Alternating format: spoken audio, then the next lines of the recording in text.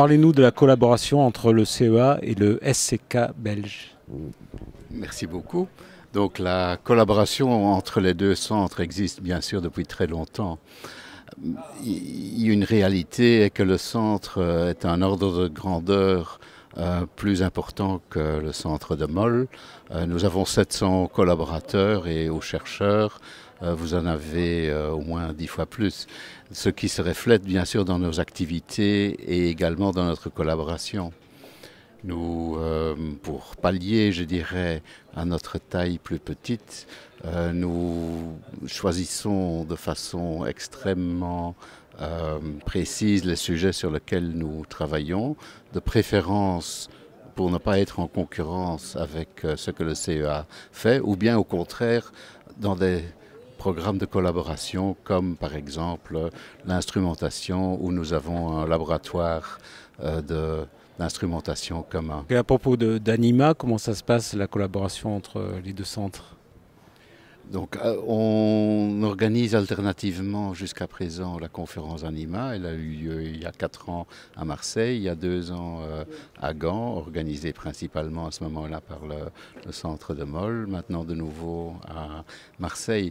C'est l'occasion pour échanger, je dirais, dans un esprit d'une part de concurrence saine les développements que nous faisons et de voir aussi dans quel domaine une synergie entre les deux institutions peut être bénéfique pour la recherche et la technologie.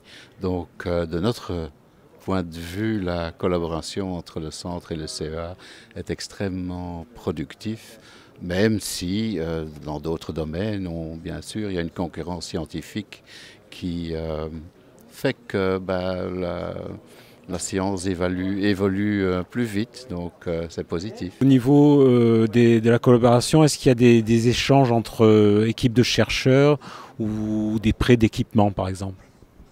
Oui, mais je prendrai comme exemple le projet Guinevere.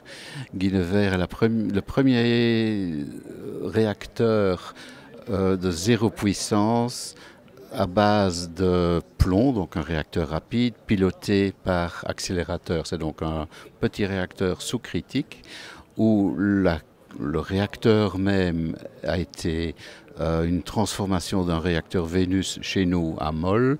Le combustible vient du CEA et l'accélérateur a été fourni par le CNRS.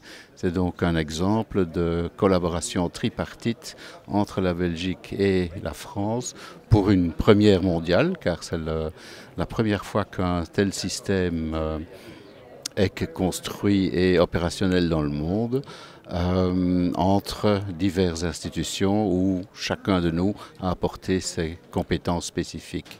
Donc oui, il y a des collaborations qui sont extrêmement utiles et productrices.